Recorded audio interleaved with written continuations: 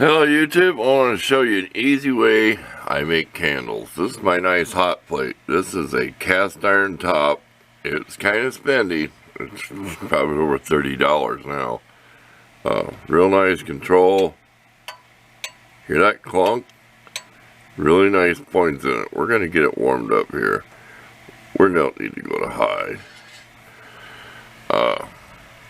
Doesn't take much water. Our wick has a wire in it. It's almost touching the bottom. What I'm going to do, instead of pouring melted wax in it, I'm just going to melt the amount of wax I want and then drop the wick down in it and center it. And I just get that out of the big jar candle like this one. Cut it out with a knife. This is that frosted pine. It smells like you put sugar all over a Christmas tree.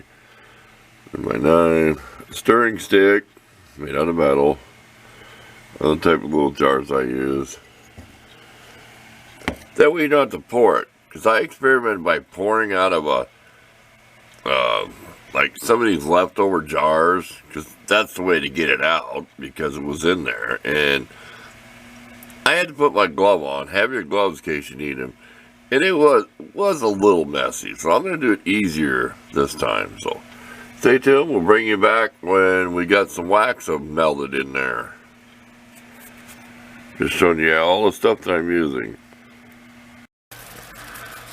Okay, what's nice about this hot plate is I brought my water up to boil. You don't want it to boil over. And then I've got it on low. Because this cast iron top will hold heat for a long time. This works great. I have cooked on this in my 6-inch cast iron skillet. And you make the best eggs you ever made in your life. Because you cook at just a perfect temperature. Because that holds heat. Even when you shut it off, that will be hot. For several minutes after you shut it off. Like I said, 'cause that is a piece of cast iron. You can find these online if you really want one. I don't get paid to show any products. Quick tip and a warning. Quick tip. See how I got that so I can get the bottom out? Take your knife, get a chunk, and that'll start coming out. Warning, do not try to dump anything in there and get it on a hot plate and start a fire. Make sure your pieces will fit in the jar and it does not overflow. There's your disclaimer. Does that look yummy? Oh, it's going to smell so much in here. Okay, your quick tip. Dip this in here several times and take it out. That way you get some weight on there and you know your string is straight. This is a big wick. It's actually too big a wick for these little candles, so you have to burn extra short. Sitting with a wire in here, it makes this easier. We waste a little bit wrapping around the stick, but oh well. The wick came out of some garbage find or something. Make that heavy as you can. Now we get up on top, we'll look down and we'll get that centered the best that we can. Okay, we are done. We still got some leftovers. Here's the wick. If you could find a real small dish or something, you could recycle that. Good way to cut. Make sure they are a real good sharp pair. These are dull because there's a wire in there. So that's the way to trim your wick.